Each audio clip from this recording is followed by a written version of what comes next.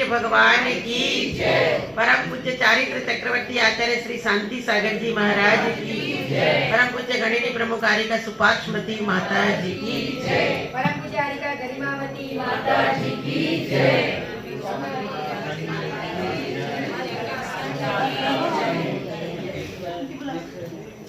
आज गणिनी प्रमुखारिका सुपाक्षमती माता जी का 14वां समाधि दिवस प्रातः काल से लेकर अभी तक भक्ति और उत्साह के साथ हम सब लोग मना रहे हैं।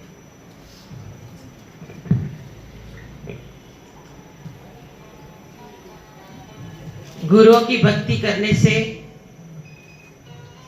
छत्र चूड़ामणि में वादिव श्री आचार्य ने कहा है कि गुरु भक्ति सतिम मुक्ति। गुरु भक्ति करने से निश्चित रूप से मुक्ति मिलती है। माता जी के बहुत सारे शास्त्रों में ये युक्ति लिखी हुई है। माता जी को जन्म से लेकर के समाधि तक प्राय करके सभी लोग माता जी से परिचित हैं। किसी के रिश्तेदार हैं, किसी के गुरु है, कुछ न कुछ है। कोई मौनीय कर्म से जुड़ा हुआ है, कोई भक्तिवश जुड़ा हुआ है, सब जुड़े हुए, प्राय करके सभी जुड़े हुए हैं। माता जी को हम प्राय करके सब 12 वर्ष की आयु में उनका पति का वियोग हो गया, हम सब जानते हैं। खाने में सबसे ज्यादा स्वादिष्ट क्या होता है? नमक नहीं और पूरी थाली हो तो नमक, पूरी थाली अच्छी सुंदर सजी हुई है और जिसमें नमक नहीं हो तो आप सबको पता है, सुना भी होगा कि एक बार इंदुमती माता जी का आहार हुआ। मतलब पिताजी कितने दृढ़ होना चाहिए और आप कैसे हो वो अपने आप को ही तोल लेना। इंदुमती माता जी का आहार हुआ। प्राय पहले सभी कोई साधु नमक नहीं खाते थे प्राय कर, तो इंदुमती माता जी को भी नमक का त्याग था। जब माता जी का आहार अच्छे से हो गया तो गौरी बाई सब में नमक मिलाने लगी। क्या करने लगी? और माता जी अपने जीवन में सब आती थे, सब में आती था। नमक भी ज्यादा खाते थे, मिर्ची भी ज्यादा खाते थे, पढ़ने में भी ज्यादा थे, मीठा भी ज्यादा खाते थे, सब ज्यादा ज्यादा ज्यादा था, सब में हाई। शांत भी ज्यादा थे तो वात्सल्य भी ज्यादा था, सब ज्यादा ही ज्यादा। तो माता जी जैसे ही नमक मिलाने लगे तो हरक चंद जी ने बोला कि बेटा, जब माता जी बिना नमक का खा सकते हैं तो अपन नहीं खा सकते। क्या कहा? कि यदि माता जी महाराज बिना नमक का खा सकते हैं तो अपन नहीं खा सकते हैं। माता जी ने उसी समय आजीवन नमक का त्याग कर दिया। उसी समय आजीवन नमक का त्याग कर दिया। ब्रह्मचारी भी नहीं थे, गृहस्थी में। जब माता जी इंदुमती माता जी तुम्हारे मेनसर गांव में आए थे तभी बाद में संघ में चले गए, तभी माता जी ने नमक का त्याग कर दिया। नमक का त्याग करना कितना कठिन है, वो भी और आजीवन 1-2 साल। आज हम आपको बोलते हैं कि रात्रि भोजन का त्याग करो तो आप क्या बोलते हैं?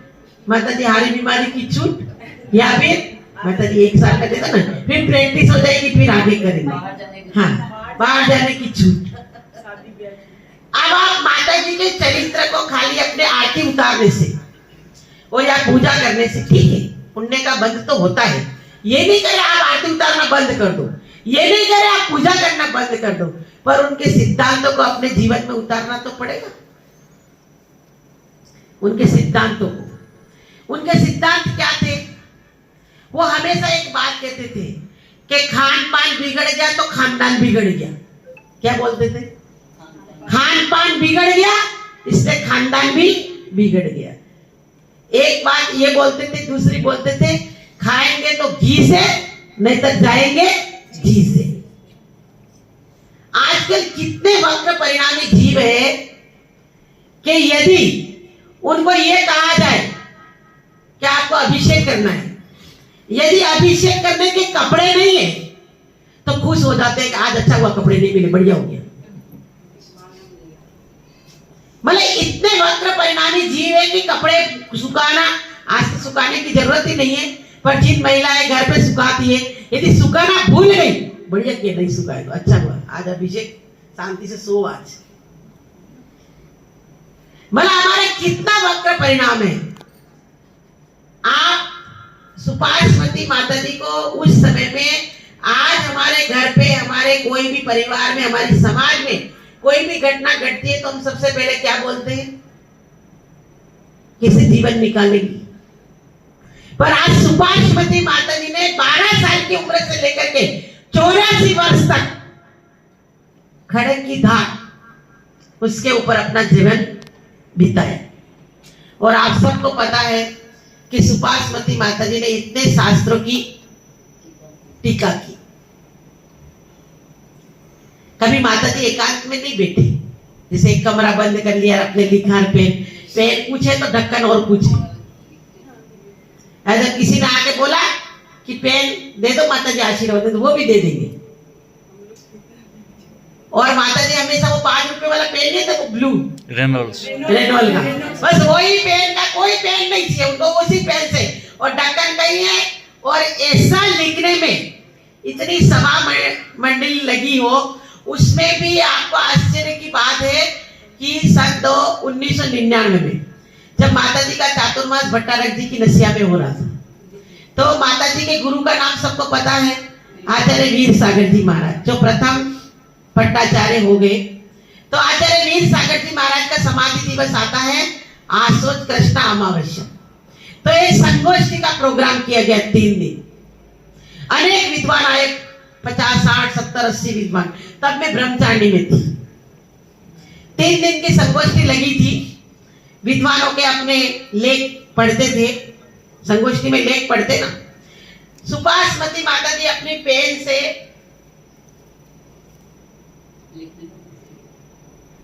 जब माता जी का जब नंबर आता माइक पे, माइक लग जाता, निवेदन कर ले जाता, उसके बाद वो पेन को ढककर बंद करते और कॉपी। आप इतने, मतलब जैसे बोलते हैं ना, 100 प्रश्नों का जवाब देने के बाद क्रम से उनको, उसको क्या बोलते हैं? सतावतार। मतलब क्रम से उन प्रश्नों का उत्तर देना। जैसे तुमने पहला प्रश्न पूछा तो तुम्हारा उत्तर, फिर दूसरा, तीसरा, चौथा, 5, ऐसे जिन जिन विद्वानों ने जिस जिस बारे में बोला, उन विद्वानों की काट, क्या आपने खंडन, क्या आपने ये बोला है तो ऐसा नहीं है, ऐसा है। फिर दूसरे नंबर का विद्वान बोला तो आपने ऐसा नहीं तो ऐसा है। फिर तीसरे नंबर का विद्वान, आप ऐसा नहीं है तो ऐसा है। इसी क्रम से सबका उत्तर देते थे। और आपको, अपने को क्या लगता है, माता सुनते ही नहीं होंगे, लिखते रहते थे। और लिखने में भी इतनी संस्कृत की हिंदी टीका करनी, इतनी एकाग्रता पूर्वक, वो सबका सुनते भी थे। हमारे वर्धमान सागर जी महाराज बोलते थे, सुपाश्वती माता जी के चलता फिरता कंप्यूटर है।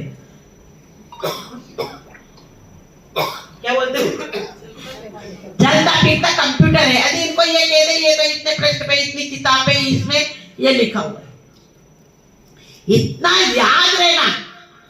और आप लोग सबको पता है कि आपको 25 साल पहले देखा है, 10 साल पहले देखा है, नाम सहित बोल देंगे तो उसको पोतो है ना, तो उसको बेटो है ना, इतना याद क्यों रहते थे? हाँ, क्यों? क्योंकि हमारे ये माता जी, विज्ञानमती माता जी, थोड़ा विज्ञान हम तो जानते नहीं। वो बोलते हैं ना कि संस्कृत को जो पढ़ता है उसके ये जो क्या बोलते हैं, छोटा माइंड, उसके मेमोरी सेल बढ़ते रहते, उसमें नए नए आते रहते। इसलिए हमारे शास्त्र संस्कृत में। और आप लोगों को माता जी के आशीर्वाद से, माता जी के जीवन से एक जरूर शिक्षा लेनी चाहिए कि संस्कृत का एक पाठ डेली आपको करना ही चाहिए। संस्कृत का पाठ करने से हमारी मेमोरी लॉस नहीं होती है, उसमें नए नए पढ़ बनते। इसलिए माता जी संस्कृत में ही पूरे संस्कृत का हिंदी किया है, तो उनको लास्ट तक उनकी मेमोरी लॉस नहीं हुई, क्योंकि नए नए पढ़ बनते जाते। माता जी की दीक्षा के समय में 2007 में 50 शास्त्रों का विमोचन हुआ था। कितने?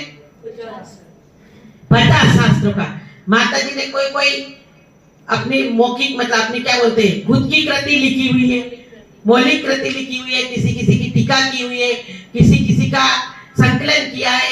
इस प्रकार करके एक माता जी की बहुत अच्छी गृहस्थ जीवन के लिए गृहस्थाचार किताब लिखी माता जी ने। वो गृहस्थाचार किताब पढ़ने से पता लगता है कि गृहस्थ को क्या करना चाहिए। माता जी रोज बोलते थे, माता जी प्राय करके 2-4 बात डेली बोलते थे। एक तो बोलते चौके में बौद्ध मत है, क्या बोलते थे, चौके में बौद्ध मत चलता है। बुद्ध का जो सिद्धांत है ना, बौद्ध का सिद्धांत ऐसा है कि जैसे आपने खाना बनाया, आपने इसको पैसा दिया तो अगले समय में आप भी नष्ट हो गए, वो भी नष्ट हो गया। उनका सिद्धांत पर्याय बदल गई तो नष्ट हो गया। फिर दूसरा तो माता जी हमेशा कहते थे कि चौके में चौका पानी और कोई भरता है, छानता और कोई है, खाना बनाता और कोई है, थाली और कोई लगाता है, पड़गाने और कोई आता है, पात्र प्रक्षालन और कोई करेगा, पूजा और कोई करेगा, शुद्धि और कोई बोलेगा, और पूछेंगे इसमें नमक डाला है, पूछ के आती सुनीता को।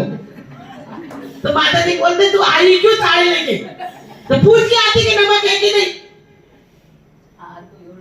एक बार माता जी के जीवन की एक हंसी की बात बता रहे।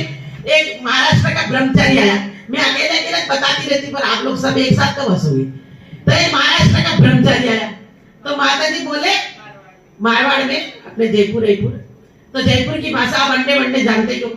तो महाराष्ट्र का ब्रह्मचारी आया तो एक महिला माता जी जिसके आहार करने गए तो माता जी ने उस महिला को बोला कि इनको बोलो ब्रह्मचारी को कि भोजन यही करेंगे, भोजन यही करेंगे। तो वो महिला थी ना थोड़ी मतलब कड़क स्वभाव की, तो पर बोली ब्रह्मचारी जी अंडे ही खा दो, क्या बोली अंडे ही खा दो। तो फिर वो बोले कि नहीं यहाँ नहीं, अंडे नहीं खा तो कोड़े खाओला, क्या बोला अंडे नहीं खा तो कोड़े खाओला। और वो ब्रह्मचारी माता जी को आहार दे दिया, फिर वो तो धर्मशाला में पहुंच गया। माता जी जहाँ रहते थे वहां, तो माता जी बोले कि तुम बिना भोजन किए कैसे आगे ब्रह्मचारी जी, फिर कहाँ करोगे सोच का भोजन कहाँ है। तो बोले माता जी आप डांटो नहीं तो एक बात बोलूं। बोले वो महिला बोली अंडे खाओ, और अंडे नहीं खाओ तो कोड़े खाओ। बोले मेरे को अंडे भी नहीं खाने थे और कोड़े भी नहीं खाने थे, इसलिए यहाँ आ गया। समझ में आई कि नहीं, मेरे को अंडे भी नहीं खाने थे और कोड़े भी नहीं खाने थे, इसलिए मैं बिना खाए आ गया। एक बार माता जी को चौके में एक महिला बोली माता जी हिंगोड़ानी रोटी, हिंगोड़ानी रोटी, हिंगोड़ानी रोटी। माता जी के मेरे क्या आ गए, माता जी बोले हिंग, हिंग जैसे तुम्हारे आसानी में सा को हाँ बोलते ना, ऐसे उधर भी सा को हाँ बोलते। तो सिंगोड़ा की रोटी बोले हिंगोड़ा की रोटी, हिंगोड़ा की रोटी। माता जी के मेरे त्याग है, हिंगोड़े का हिंग का त्याग है। तो ना माता जी त्याग नहीं, हिंगोड़ा ही रोटी है। तो ये समझे ना मैं समझे।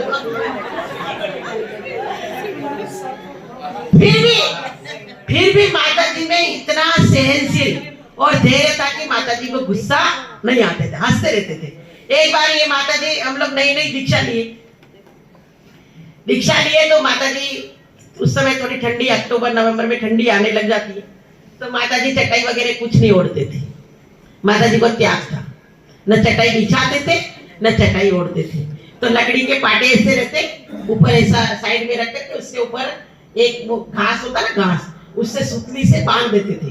बांधते थे मतलब हम लोगों को घुटना आती है तो हाथ से ही घुटते थे। तो वो माता जी ओढ़ा देते और उसके ऊपर एक लकड़ी का पाटा रख देते। अब ये माता जी नई नई दीक्षा लिए, आपको दिखते हैं थोड़े से डरते डरते, तो माता जी को धीरे से ऐसे, और शुरू में दीक्षा ली तो डर भी लगता है, इतने बड़े माता जी है ना, तो वो रखने गए तो वो पाटा माता जी के ऊपर गिर गया। तो ये तो ऐसे घबराए कि अब भी अपना तो, पर वो माता जी हंसते रहे, बड़े माता जी भी हंसते रहे। तो इतनी सहनशीलता और इतनी धैर्य अपने जीवन में होता है तो इतनी ऊंचाइयों को छू पाते। आज एक स्कूल में बालक पढ़ा हुआ नहीं हो और इतनी ऊंचाइयों को छूना कोई छोटी मोटी बात नहीं। आप लोग क्या है, आप लोगों की सबकी थिंकिंग क्या है, क्या है, पढ़ेंगे तो ही कुछ कर पाएंगे, नहीं तो कुछ नहीं कर पाएंगे। भले आपको सर्विस नहीं करनी है, आपको धंधा ही करना है, तो भी आप सोचते पढ़े लिखे का तो अलग ही होता है। आज हमारे भारत में जो भी बड़े बड़े बिजनेसमैन हैं, कितना पढ़े लिखे, कितना पढ़े लिखे। पढ़ना और विटामिन एम दोनों का बिल्कुल संबंध नहीं है, ऐसे हैं। लक्ष्मी और सरस्वती दोनों सोत है, सोत क्या है, एक दूसरे की सोत है। जहाँ लक्ष्मी होती तो सरस्वती नहीं होती, और जहाँ सरस्वती होती वहां लक्ष्मी नहीं आती है। पर कोई कोई बिरले प्राणी ऐसे होते हैं कि जहाँ लक्ष्मी और सरस्वती दोनों ही विद्यमान रहती है। इसलिए आप ये मत समझो कि पढ़ेंगे लिखेंगे तो ही विटामिन एम कमाएंगे। आपका भाग्य अच्छा है तो आप बरसेगी, पर क्या करना पड़ेगा उसके लिए? पुण्य कमाना पड़ेगा। क्या करना पड़ेगा? और हम क्या करते हैं? मेहनत करते। क्या करते? मेहनत करने की जरूरत नहीं है। पैसा चाहिए तो मेहनत करने की जरूरत नहीं है। आप पुण्य कमाओ, अपने आप लक्ष्मी आपकी दासी बन जाएगी। पर हमारे दिमाग में क्या रहता है? मेहनत करो, मेहनत करो, मेहनत करो। अकेले मेहनत से पैसा आता है? तो फिर कोयले की खान में खोदने वाले कोई पैसा वाला, ये अभी बैठे ना ये सब बिल्डर लोग, तो बिल्डर लोग को वो जो बनते ना, वो सीमेंट मिलाते, वो मिलाते थे, पैसे वाले कौन होने चाहिए? वो होने चाहिए। ये तो बैठे बैठे यूं हलो हलो करते, हो गया क्या, हो गया क्या, हो गया क्या, और वो आवड़े पूरे दिन भर लगाओ। तो पैसे वाला कौन होना चाहिए? मेहनत कौन कर रहा? वो लोग कर रहे। तो मेहनत करने से पैसा आता है? नहीं आता। सुपार्श्वती माता जी बोलते थे कि पुण्य का इतना अर्जन करो कि आपके जीवन में कभी लक्ष्मी की कमी नहीं हो। पर हम क्या बोलते हैं? लक्ष्मी को कहा ही है, पुण्य की दासी है। और आपको पैसा चाहिए, ज्यादा गिन गिन मत करो, घर में ज्यादा झाड़ू मत लगाओ। जिनके घर में ज्यादा सफाई होती है वहां लक्ष्मी नहीं आती। ज्यादा सफाई नहीं रखने की। जहां पैसा रखो वहां ऐसे रखो, यूं बिना गिने, खूब आएगा। आप जितने ज्यादा नोटों को गिनोगे ना, हमेशा एक नियम है कि आप जिसके पीछे दौड़ोगे ना वो आपके पीछे नहीं आएगा। आप जिसको प्राप्त करना चाहते हो वहां से दूर होता जाएगा। आपको जो चाहिए उसको ढील छोड़ो। यदि आपको पतंग को काटना है तो क्या करना पड़ेगा? ढील छोड़नी पड़ेगी। यदि आपको कल हमारे वो श्रीपाल भैया, ये विद्युत जी और श्रीपाल भैया दोनों खड़े थे तो बोले कि इनको पंप के बारे में बताओ। एक तो मैंने उनसे एक ही बात कही, यदि किसी भी व्यक्ति को छलांग लगाना है तो क्या करना पड़ता है?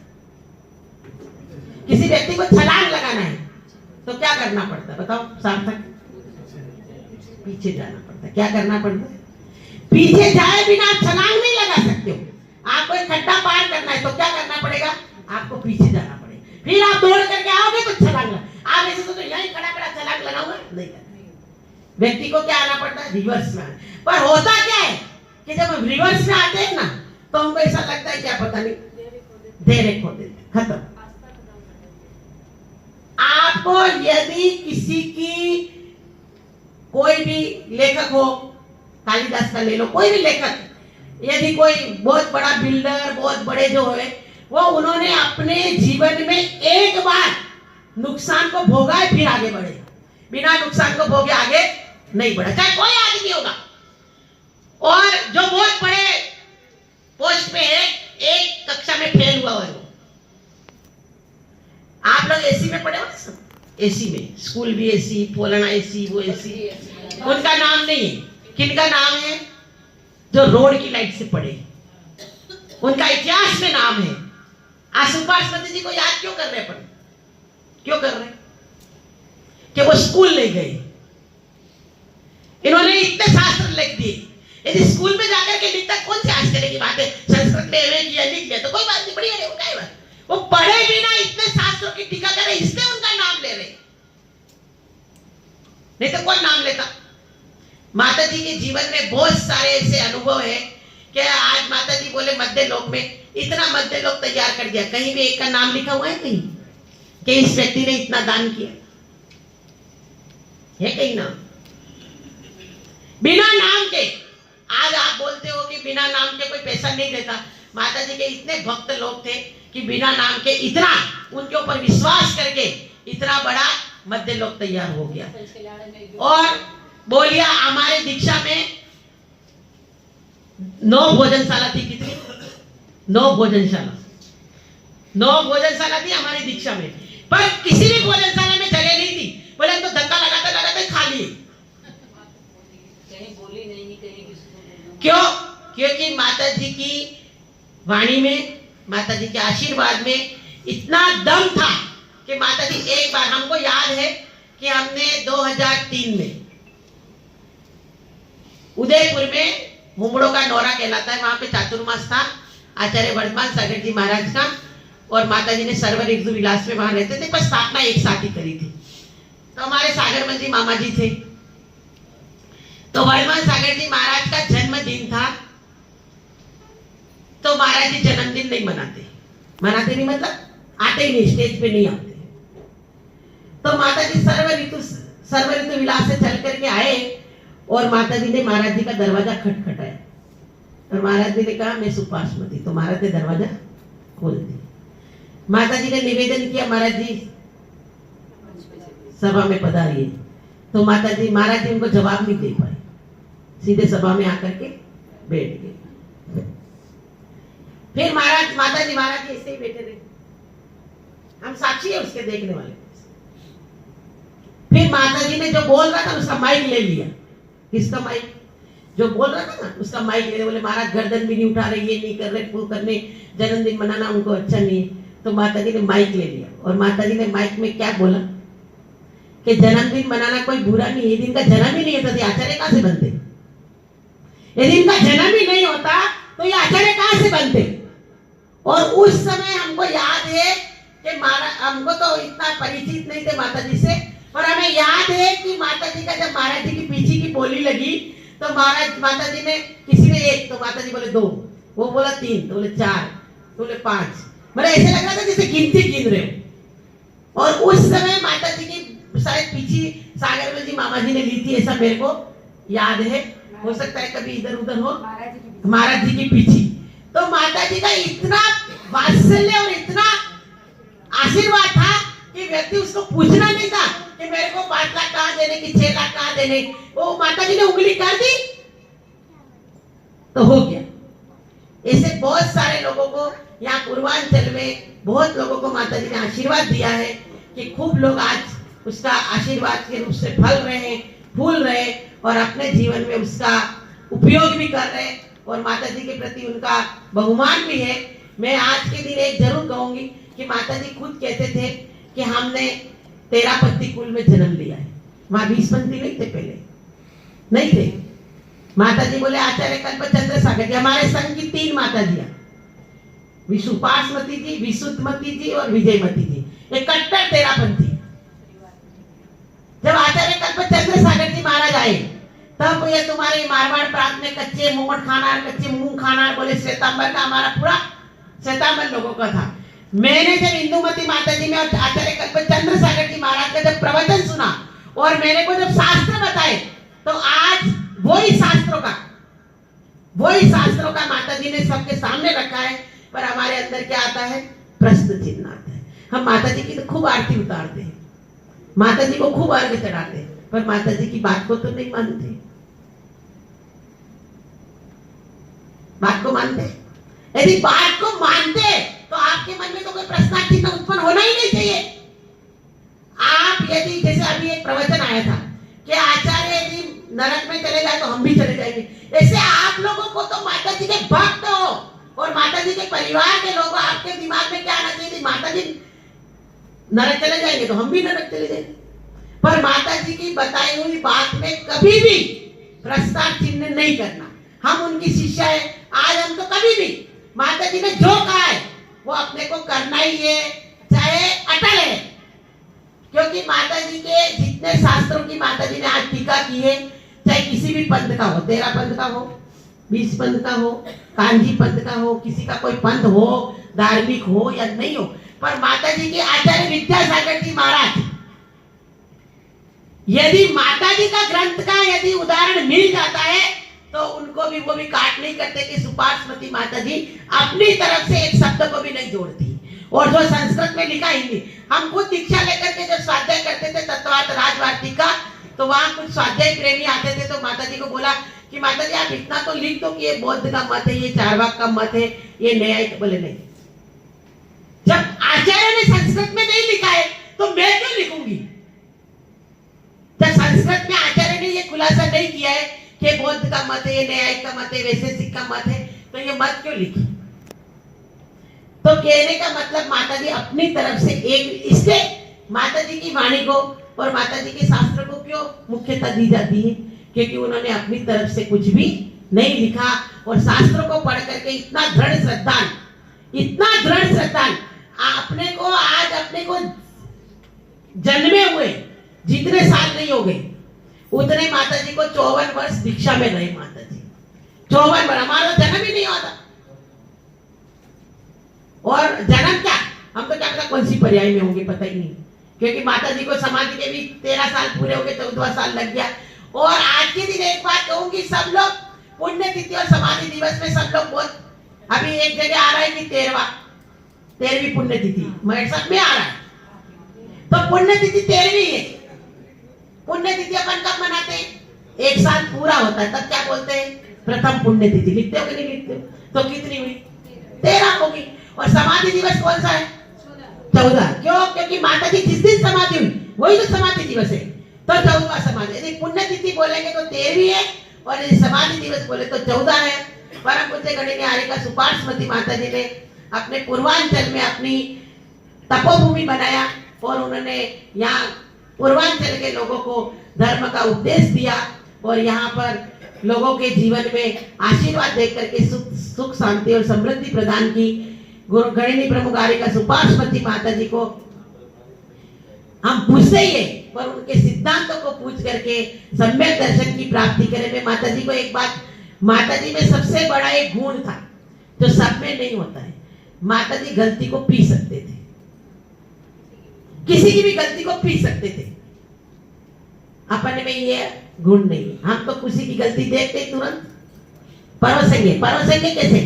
किसी को बता नहीं, तेरे को बता नहीं, फिर उसको बोले किसी को नहीं बोला है, तेरे को बता नहीं। पर माता जी में ऐसा गुण था कि वो किसी की भी कितनी बड़ी से बड़ी गलती को पेट में रख सकते थे। तो ऐसे माता जी के जो अनन्य गुण थे वो अपने जीवन में भी आए और उसका अपन भी आत्मसात कर सके। और माता जी ने अपने जीवन में तपस्या को करके, त्याग को करके स्वर्ग सुख को तो पाया ही होगा, और आगे पुरुष पर्याय को प्राप्त करके मोक्ष सुख को पाएंगे। हम सबको भी ऐसा आशीर्वाद प्रदान करें कि आप जैसे गुरुओं के सुपार्श में बैठ करके हम इस मनुष्य जीवन की गरिमा को बढ़ा सकें और अपने जीवन में जैन धर्म जो त्याग, दया, विख्यात और गंभीर जो जैन धर्म के उस सिद्धांतों को अपने जीवन में उतार करके अपनी आत्मा को परमात्मा बनाने का पुरुषार्थ कर सके। इसी मंगल भावना के साथ जो गणिनी प्रमुख आर्यिका सुपार्श्वती माता जी की